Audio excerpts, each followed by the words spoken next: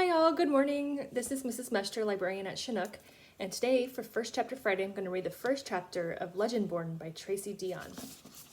This is a fantasy, so that means there's magic. The police officer's body goes blurry, then sharpens again. I don't stare at him directly. I can't really focus on one thing in this room, but when I do, his face shimmers. His badge, the rectangular nameplate, his tie clip, all the little metal details on his chest ripple and shine like loose silver change at the bottom of a fountain. Nothing about him appears solid. Nothing about him feels real. I don't think about that, though. I can't. Besides, everything looks otherworldly when you've been crying for 3 hours straight. The police officer and nurse brought me and my father into a tiny mint green room. Now they sit on the other side of the table. They say they are explaining the situation to us. These people don't feel real, but neither does the situation they keep explaining. I don't cry for my mother's death, or for myself. I cry because these strangers in the hospital, the nurse, the doctor, the police officer, don't know my mother, and yet they were closest to her when she died. And when your people die, you have to listen to strangers speak your nightmare into existence. We found her on Route 70 around 8, the police officer says. The air conditioner kicks on. The sharp scents of hospital-grade hand soap and floor cleaner blow across our faces. I listen to these people I don't know use the past tense about my mother, the person who brought me into this world and created my present. They are past tensing my heart, my whole beating, bleeding, torn heart right in front of me. It is a violation. These uniformed strangers carve me open with their words, but they are just doing their jobs. I can't scream at people who are just doing their jobs, can I? I want to. My father sits in a vinyl padded chair. It creaks when he leans forward to read paragraphs of fine print on pieces of paper. Where did this paperwork come from? Who has paperwork on hand for my mother's death? Why are they ready when I am not ready? My father asks questions, signs his names, blinks, breathes, nods. I wonder how he is functioning. My mother's life has stopped. Shouldn't everything and everyone stop living too? She was crushed inside our family sedan, body half crumpled under the dashboard after a hit and run. She was alone until some nice, probably frightened, Good Samaritan saw her overturned car on the side of the road. Blood-red twine connects the final words I said to my mother, last night in anger, to another night in February.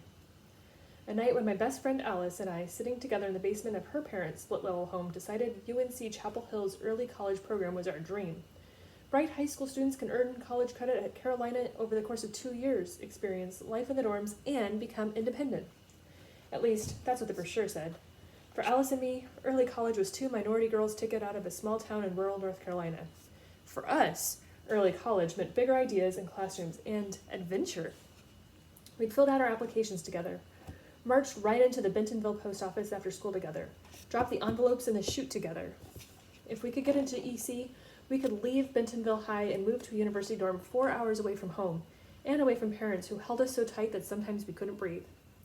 A decade before I was born, my mother was an undergraduate at Carolina, a burgeoning scientist. I'd heard these stories for years, seen the frame photos of elaborate chemistry experiments, beakers and glass pipettes, protective goggles resting on her high cheekbones. It was her fault, really, for planting the idea in my mind. That's what I told myself, anyway. Our letters came yesterday. Alice's parents knew she was applying. They'd beamed like they were the ones who'd been accepted. I knew it wouldn't go that way for me. I'd applied behind my mother's back, certain that once I got in, once I had the letter, she'd let go of her need to keep me close. I'd handed her the letter on blue and white Carolina stationery, grinned like it was a trophy. I'd never seen her so angry. My brain doesn't accept that where my body is sitting. It catalogs the last 36 hours in an attempt to find the how of this hospital room. Last night, she'd roared about trust and safety and not rushing to grow up. I'd screamed about unfairness, about what I'd learned, and how I needed to get away from dirt roads. This morning, I was still fuming when I woke up. In bed, I made a silent declaration to not speak to her all day. That declaration felt good. Today, a nothing, normal Tuesday, except that, for me, it carried the stubborn undercurrent of, we'll talk later. Tonight, she drove away from work at the end of the day. Then, a car. Now, this pale green room and a disinfectant smell that burns when I inhale. Forever. We'll talk later is not the same as we'll never talk again. The twine from February closes tight around me like I will never take another breath. But somehow the police officer is still talking, shimmering, and shining. The air around him looks alive, like he is drenched in magic. But when your entire world is shattering, a little bit of magic is nothing. And that is the beginning of Legendborn by Tracy Deonn.